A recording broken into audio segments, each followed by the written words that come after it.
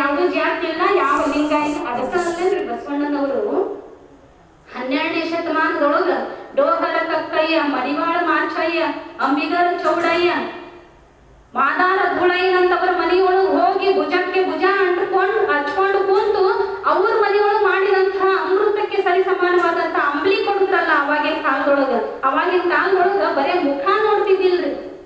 ಅಂತ ಸಂದರ್ಭದೊಳಗ ಅವ್ರ ಮಕ್ಕಳು ಕುಂತ್ಕೊಂಡು ಭುಜಕ್ಕೆ ಭುಜ ಹಚ್ಕೊಂಡು ಅಂಬ್ಲಿ ಸಬುದ್ರಲ್ಲ, ಅಮೃತಕ್ಕೆ ಸಮಾನವಾದಂತ ಅಂಬ್ಲಿ ಸಬುದ್ರಲ್ಲ, ಅದು ಬೇಕಾಗಿತ್ತು ಅಂದಿನ ಸಮಾಜಕ್ಕೆ ಅಂತ. ಅದು ಶಿವಾಚಾರ ಅನಿಸ್ಕೊಳ್ತೈತಿ. ಶಿವಾಚಾರ ಅನಿಸ್ಕೊಳ್ತೈತಿ. ನಾವು ಆ ಧರ್ಮ ಈ ಧರ್ಮ, ನಾವು ಪುರುಷರು ಸ್ತ್ರೀಯರು ಅಥವಾ ನಾವು ಶ್ರೀಮಂತರು ನಾವು ಬಡವರು ಅಂತಕ್ಕಂಥ ಒಂದು ಅಭಿಲಾಷೆಯನ್ನು ಹೊರತುಪಡಿಸಿ ಬಸವಣ್ಣನೇನು ಸಮಾಜವನ್ನ ನಿರ್ಮಾಣ ಮಾಡ್ಬೇಕು ಅಂತ ಹೊರಟ್ರಲ್ಲ, ಅದು ಶಿವಾಚಾರ ಅನಿಸ್ಕೊಳ್ತೈತಿ ಅನ್ನೋದು ನಾವಿಲ್ಲಿ ನೋಡ್ತೀವಿ ಅಂತ. ಶರಣ ಹೇಳ್ತಕ್ಕಂತಹ ಶಿವಾಚಾರ ಅನ್ನುವಂಥದ್ದು ಸಮಾನತೆಯ ತತ್ವದ ಒಂದು ಸತ್ಯ ಅಂಶವನ್ನ ಸಾರ್ತೈತಿ ಅಂತ ನೋಡ್ತೀವಿ. ಆಮೇಲೆ ಶಿವಶರಣರಲ್ಲಿ ಜಾತಿ ಗೋತ್ರ ಲಿಂಗ ವರ್ಣ ಅವುಗಳನ್ನು ಯಾವುದನ್ನು ಗಮನಿಸಬಾರದು ಅನ್ನೋದನ್ನ ಹೇಳ್ತೈತಿ. ಮತ್ತೆ ಸಜ್ಜನರ ಸಂಘದೊಳಗಿದ್ದು ಯಾವಾಗಲೂ ಕಾಯಕದಲ್ಲಿ ತೊಡಗಿ ಯಾವುದೇ ತಾರತಮ್ಯವನ್ನ ಮಾಡದೇ ಇರೋದು ಏನಂತ ಹೇಳಿದ್ರೆ ಶಿವಾಚಾರ ಅಂತ ಹೇಳ್ತೈತಿ. ಅದು ಒಂದು ನಮ್ಮ ಪಂಚಾಚಾರದ ಆಚರಣೆ ಅನ್ನುವಂಥದ್ದು.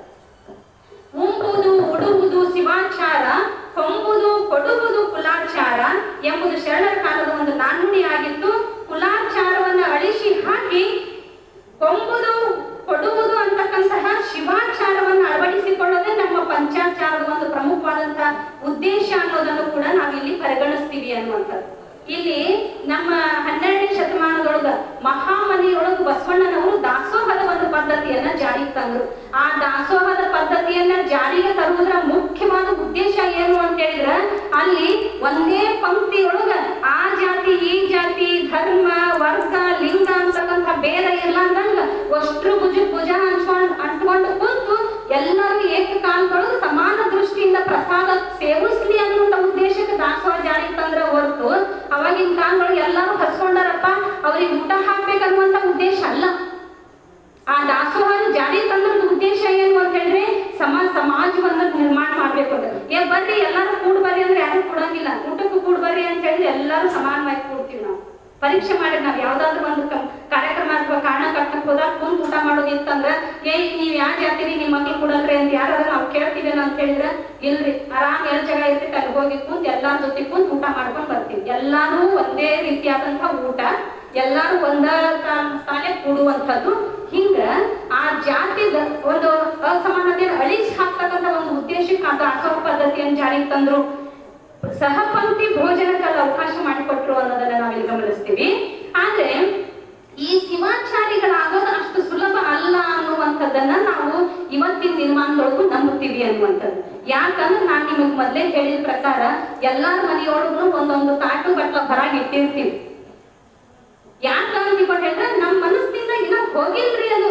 ಇಷ್ಟು ವರ್ಷಗಳಾಯ್ತು ನಮ್ಮ ಬಸವಣ್ಣನವರು ಈ ವಚನಗಳ ಮೂಲಕ ತಮ್ಮ ತತ್ವಗಳ ಮೂಲಕ ಆಚರಣೆಗಳ ಮೂಲಕ ನಮಗೆ ಇಷ್ಟು ತಿಳುವಳಿಕೆ ನೀಡ್ಯಾರಂದ್ರೂ ಕೂಡ ಇನ್ನಾದ್ರೂ ನಮ್ಮ ಮನಸ್ಸಿನೊಳಗಿಂದ ಆ ಒಂದು ಸಂಕುಚಿತ ಭಾವ ಹೋಗಿಲ್ಲ ಅಂತ ಹೇಳಿದ್ರೆ, ಯಾಕೆ ಹೋಗಿಲ್ಲ ಅಂದ್ರೆ ಇದಕ್ಕೆ ಮೂಲ ಕಾರಣ ಏನಂತ ಹೇಳಿದ್ರೆ ನಮ್ಮ ಬಸವ ಧರ್ಮ ಮತ್ತೆ ಲಿಂಗಾಯತ ಧರ್ಮದ ತತ್ವ ಸಿದ್ಧಾಂತಗಳ ಅರಿವು ನಮಗಿಲ್ಲ. ನಾವು ಏನ್ ಆಚರಣೆ ಮಾಡ್ಬೇಕನ್ನುವ ಅರಿವ ನಮಗಿಲ್ಲ. ಅದಕ್ಕೆ ನಾವು ಬೇರೆ ಧರ್ಮದ ಆಚರಣೆಗಳಿಗೆ ಮಾರು ಹೋಗಾಕತ್ತೀವಿ, ಬೇರೆ ಬೇರೆ ಗುಡಿಗಳಿಗೆ ಹೋಗಿ ಗಂಟಿ ಯಾಕೆ ಬಿಡಾಕತ್ತೀವಿ ಅಂತ ಹೇಳಿದ್ರೆ ನಮ್ಮ ಕೈಯೊಳಗೆ ಇದ್ದ ಲಿಂಗದ ಬಗೆಗೆ ಅರಿವು ನಮ್ಗೆ ಯಾರಿಗೂ ಇಲ್ಲ ಅನ್ನುವಂಥ ಒಂದು ಸತ್ಯ ಮಾತ್ರ ನಾವೆಲ್ಲರೂ ತಿಳ್ಕೊಳ್ಳಲೇಬೇಕಾದಂಥ ಒಂದು ಅಂಶ.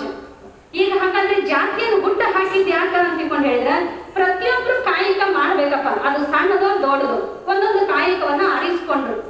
ಕಾಸಿ ಕಮ್ಮಾರ ಆದ, ಬೀಸಿ ಮಡಿವಾಳ ಆದ, ಹಿಂಗ ಹಾಸನಿಕ್ಕಿ ಸಾಲಿಗನಾದ, ಹಿಂಗ್ ಒಂದೊಂದು ಕಾಯಕದ ಹಿಂದೆ ಅವರವರ ಜಾತಿಯಿಂದ ಗುರುತಿಸಲ್ಪಟ್ರು. ಹಿಂಗ ಜಾತಿ ಬೆಳೆದಂತ ಹೊರತು ಯಾರು ಹುಟ್ಟುದ್ಲ ಕಮ್ಮಾರಲ್ಲ, ಯಾರು ಹುಟ್ಟುದ್ಲ ಮಡಿವಾಳರಲ್ಲ, ಯಾರು ಹುಟ್ಟುತ್ತ ಮಾದ್ರಲ್ಲ, ಯಾರು ಹುಟ್ಟುದ್ಲ ಹೊಲೆಯರಲ್ಲ. ಎಲ್ಲರೂ ಹುಟ್ಟುದು ಒಂದೇ ರೀತಿಯಾಗಿ ಹುಟ್ಟಿವಿ, ಒಂದೇ ರೀತಿಯಾದಂತಹ ಒಂದು ಮಾನವ ದೇಹ ರಚನೆ ಐತಿ.